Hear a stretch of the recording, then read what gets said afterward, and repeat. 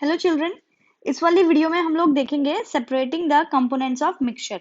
अब हम लोगों ने देखो स्टार्टिंग से मिक्सचर क्या है, सब्सटेंस क्या है, आपको वो पता चल गया। उसके बाद सॉल्यूशंस आपको पता चल गए, टाइप्स ऑफ सॉल्यूशन हम लोगों ने देखे, टाइप्स ऑफ मिक्सचर देखे। अब हम लोग देखेंगे कि मिक्सचर्स को हम कैसे सेपरेट करेंगे। ठीक है, सिंपल फिजिकल मेथड्स हम यूज करेंगे टू सेपरेट मिक्सचर।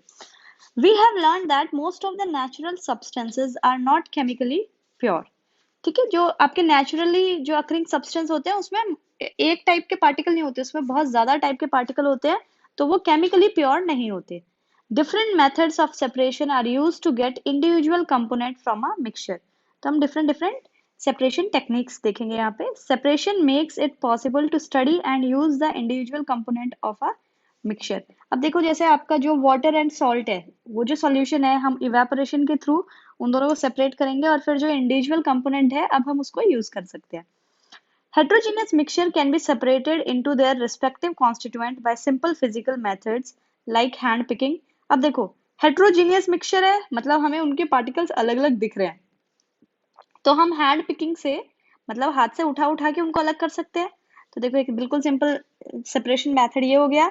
सीविंग, ठीक है, ये आपने देखा होगा, जो मम्मी हमारी जो आटा छानती है ना, तो वो हमारी जो वो फिल्ट्रेशन के लिए यूज करती है। फिल्ट्रेशन एक प्रॉपर वर्ड नहीं है, पर जो छलनी होती है, इसमें से आपके जो लाइटर पार्टिकल है, जो बहुत स्मॉल पार्टिकल है, वो तो नीचे आ जाते हैं और जो बड़े बड़े पार्टिकल्स है वो यहाँ पे रुक जाते हैं। ठीक है, नेक्स्ट इज फिल्ट्रेशन, जो आप टी में देख सकते हैं। टी के जो अलग अलग कंपोनेंट है, हम फिल्ट्रेशन से जो टी लीव्स है और टी को हम फिल्ट्रेशन से सेपरेट कर सकते हैं, that we use in our day to day life. Sometimes special techniques have to be used for separation of components of a mixture। तो हम लोग एक एक करके सारी separation techniques देखेंगे। देखिए आपका जो फर्स्ट सेपरेशन है वो है how can we obtain coloured component dye from blue और ब्लैक इंक। तो देखो ये जो इंक होती है ये किससे बनती है, ये डाइज से, डिफरेंट डिफरेंट कलर्ड डाइज से बनती है। ठीक है, तो हमें क्या करना है कि जैसे ब्लू इंक है तो उसमें ब्लू डाई है, उस ब्लू डाई को उसके जो वाटर का कंपोनेंट है उससे अलग करना है। अगर आप ब्लैक इंक ले तो उस ब्लैक डाई को उसके वाटर के कंपोनेंट से अलग करेंगे। तो देखो आप लोग ये फोटो देख सकते हैं, जिसमें आपको एक आइडिया लग जाएगा कि हम क्या करने वाले हैं।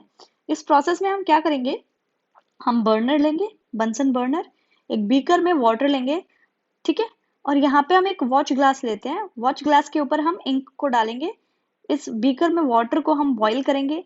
ये जो बॉइल्ड वाटर है यहाँ पे हीट ट्रांसफर करेगा, हीट की वजह से इस इंक में जो भी वाटर कंपोनेंट है वो वेपर्स बन के हट जाएंगे और जो डाई है वो यहाँ पे सॉलिड मास के फॉर्म में हमें मिल जाएगी। ठीक है, इसके साथ ना आपको इस वीडियो के साथ आपको 2-3 यूट्यूब लिंक्स मिलेंगे जिसमें आप लोग देख सकते हैं कि ये प्रोसेस कैसे हो रहा है। Now fill half a beaker with water. Put a watch glass on the mouth of the beaker. Put few drops of ink on the watch glass. Now start heating the beaker. We do not want to heat the ink directly. You will see that evaporation is taking place from the watch glass। ठीक है, अब यहाँ पे हम लोग इस watch glass को directly नहीं हीट करते, क्योंकि देखो सबसे पहले तो वॉच ग्लास को आप डायरेक्टली हीट करेंगे तो वो ब्रेक हो जाता है। उसके अलावा ये जो इंक है ना, ये मतलब ये यहाँ पे ब्रेक ही हो जाएगा, तो फिर यहाँ पे हम लोग इसको सेपरेट कर ही नहीं सकते। तो हम लोग इसलिए वाटर, ये जो बीकर है, इसका सहारा लेते हैं और फिर हम सेपरेट करते हैं। Continue heating as the evaporation goes on and stop heating when you do not see any further change in the watch glass. जैसे ही ये ऊपर का कंपोनेंट बिल्कुल ड्राई हो जाएगा तो हम इसको स्टॉप कर देंगे, हीटिंग को स्टॉप कर देंगे। Observe carefully and record your observation. अब देखिए हमें कुछ क्वेश्चंस देखने हैं, now answer. What do you think has got evaporated from the watch glass? तो आप लोगों को क्या लगता है कि वॉच ग्लास से क्या गायब हुआ है, क्या इवेपोरेट हुआ है? तो आप सब बोल सकते हैं जो उसका सॉल्वेंट। अब जो आपकी इंक बनी थी वो कैसे बनी थी, आपका डाई सॉल्यूट था, उसमें आपका कोई सॉल्वेंट था, हम लोगों ने इसको हीट करके इसका सॉल्वेंट इवेपोरेट कर दिया। Okay, next is there a residue on watch glass. Residue होता है जो भी चीज जो बाद में बच जाए उसे रेसिड्यू बोलते हैं। तो आप लोगों को यहाँ पे रेसिड्यू दिखा है क्या वॉच ग्लास पे? तो हम सब देखेंगे कि जो आपके इंक डाई है वो एज अ रेसिड्यू है वॉच ग्लास पे। What is your interpretation, is ink a single substance pure? अब आप बताइए, ये रिएक्शन होने के, ये एक्सपेरिमेंट होने के बाद आप बोल सकते हैं कि इंक जो है वो एक सिंगल सब्सटेंस से बनी है या वो प्योर है, और इज इट अ मिक्सचर? अब देखो हम लोग ये देखेंगे कि यहाँ पे जो सॉल्वेंट है वो उड़ गया, वो इवेपोरेट हो गया, लास्ट में सिर्फ सॉल्यूट बचा। तो ऑफ कोर्स हम यहाँ पे श्योर है कि ये प्योर सब्सटेंस तो नहीं था इंक, इंक क्या आपका एक मिक्सचर था। We find that ink is a mixture of a dye in water, और ये जो सॉल्वेंट था वो कौन था, वाटर, जो कि इवेपोरेट हो गया। तो जो आपकी इंक है वो एक्चुअल में क्या है, it's a mixture of dye in water. अब रेड इंक है तो रेड कलर की डाई होगी वाटर में, ब्लू इंक है तो ब्लू डाई होगी वाटर में, और अगर आपकी ब्लैक इंक है तो ब्लैक डाई होगी। Thus we can separate the volatile component, जो कि था आपका सॉल्वेंट। वोलेटाइल एक ऐसा कंपोनेंट होता है जो उड़ सके, जो वेपर्स में ट्रांसफर हो सके, ऐसे कंपोनेंट्स को हम वोलेटाइल बोलते हैं। और ऐसे कंपोनेंट जो वेपर में कन्वर्ट ना हो सके, जो गैशियस फॉर्म ना बना सके, उनको हम नॉन वोलेटाइल बोलते हैं। ठीक है, तो हम लोगों ने क्या किया, हमने वोलेटाइल सब्सटेंस को सेपरेट किया from its non volatile solute by the method of evaporation. तो अगर आपको कोई बोलता है कि आपके पास मिक्सचर है एक वोलेटाइल प्लस एक नॉन वोलेटाइल सब्सटेंस का, तो आप कौन सी टेक्निक यूज करेंगे इन दोनों को सेपरेट करने की, और आंसर क्या होगा, मेथड ऑफ इवेपोरेशन। आप इसे हीट करेंगे तो जो वोलेटाइल सब्सटेंस है वो इवेपोरेट हो जाएगा, नॉन वोलेटाइल आपको एज इट इज मिल जाएगा। तो आपने ये दोनों सेपरेट कर लिया। अब हम लोग सेकेंड टेक्निक देखेंगे सेपरेशन की। How can we separate cream from milk. ठीक है, अब देखो हमें मिल्क से क्रीम सेपरेट करनी है। ठीक है, तो अब हम लोग देखो यहाँ पे देखेंगे आपका जो मिल्क है वो एक कोलाइडल सोल्यूशन है, और जो मिल्क है, जो क्रीम है, वो बहुत लाइटर पार्ट है। Nowadays we get full cream, toned and double toned varieties of milk packed in polypacks or tetra packs in the market. These varieties of milk contain different amounts of fats.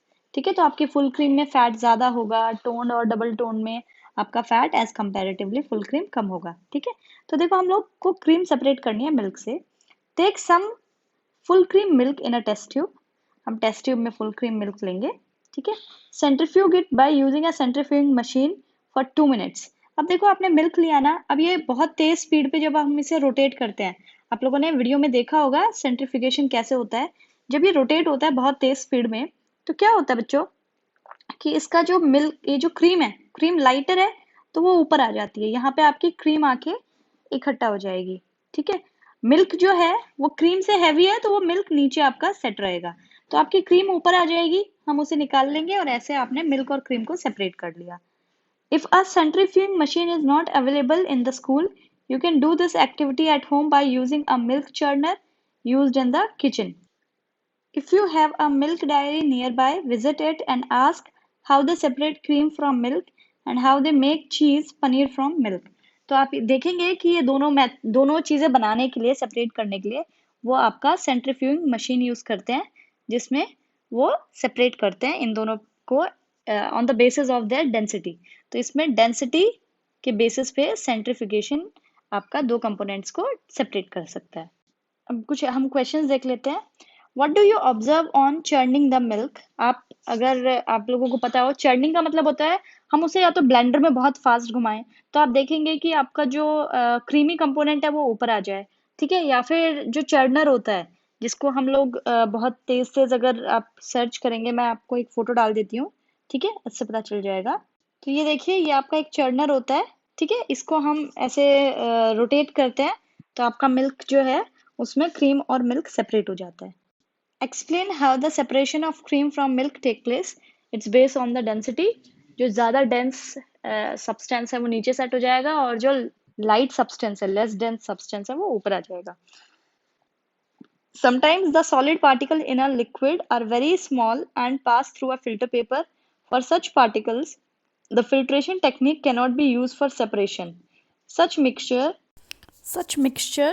Are separated by centrifugation. तो देखो कुछ कुछ ना ऐसे mixtures होते हैं जिसमें जो पार्टिकल्स होते हैं, जो सॉल्यूट पार्टिकल्स होते हैं ना, वो इतने छोटे होते हैं, इतने छोटे होते हैं कि आप उसको फिल्ट्रेशन नहीं कर सकते।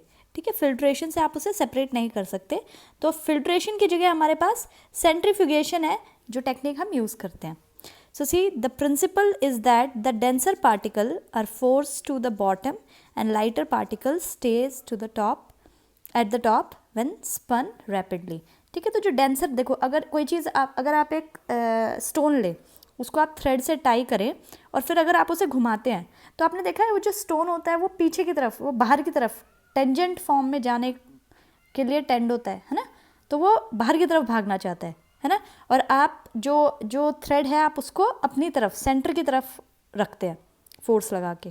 तो ऐसा ही होता है, जो आपका डेंसर पार्टिकल है ना वो दूर जाना चाहता है। अगर आप उसे बहुत तेज़ रोटेट कर रहे हैं तो जो डेंसर पार्टिकल वो पीछे जाएगा, और लाइटर पार्टिकल उतने फोर्स से पीछे नहीं जाएगा, तो वो ऊपर ही रह जाएगा। ठीक है, एप्लीकेशंस देखते हैं कि जो आपका सेंट्रीफ्यूगेशन है वो हमें कहाँ कहाँ यूज़ होता है। बहुत इंपॉर्टेंट इसकी एप्लीकेशंस है। Used in diagnostic laboratories for blood and urine test. तो देखो वो क्या करते हैं, उन्होंने अगर ब्लड सैंपल लिया है या यूरिन सैंपल लिया है तो उसे वो सेंट्रीफ्यूग करते हैं। जब वो उस मशीन में डाल के बहुत तेज़ घुमाते हैं तो देखो जो ब्लड के कंपोनेंट्स हैं वो सेपरेट हो जाते हैं। जो यूरिन है तो यूरिन में अगर कोई ऐसा हैवियर कंपोनेंट है या कुछ ऐसी चीज़ है वो सेपरेट हो जाते हैं, फिर वो उसके ऊपर टेस्ट करते हैं। ठीक है, दूसरी एप्लीकेशन है used in dairies and and home to separate butter from milk. तो आपने देखो ये जो है ना, आपने बटर मिल्क का नाम सुना होगा ना, छाछ का नाम सुना होगा, तो हम उसको कर्ड से उसको सेपरेट करने में उसको यूज़ करते हैं, या फिर बटर को फ्रॉम क्रीम। ठीक है, अगर हम बहुत तेज़ उसे रोटेट करते हैं तो ये दोनों चीज़ें सेपरेट हो जाती है। नेक्स्ट है used in washing machines to squeeze out water from wet clothes. तो आपने देखा होगा वॉशिंग मशीन में ना, जब क्लोथ्स जब वॉश हो जाते हैं उसके बाद आप उसको स्पिन करते हैं, तो जो स्पिन करता है ना तो क्या होता है, जो आपका वाटर है वो फोर्स हो जाता है दूर जाने के लिए, और आपका क्लोथ बीच में रहता है। तो जब वो बहुत तेज़ जब वो स्पिन करता है तो आपका जो वाटर है वो स्क्वीज आउट हो जाता है वेट क्लोथ से, तो वो भी सेंट्रीफ्यूगेशन टेक्निक में आता है। ठीक है, अब बेटा एक इम्पॉर्टेंट चीज़ है। अब यहाँ पे आप लोगों ने ये दो सेपरेशन टेक्निक देखी, जो कि एक है आपकी जो इंक डाई है फ्रॉम वॉलेटाइल सब्सटेंस, मतलब वाटर से सेपरेट करना, दूसरा क्रीम फ्रॉम मिल्क। बाकी सेपरेशन टेक्निक्स हम नेक्स्ट वीडियो में देखते हैं।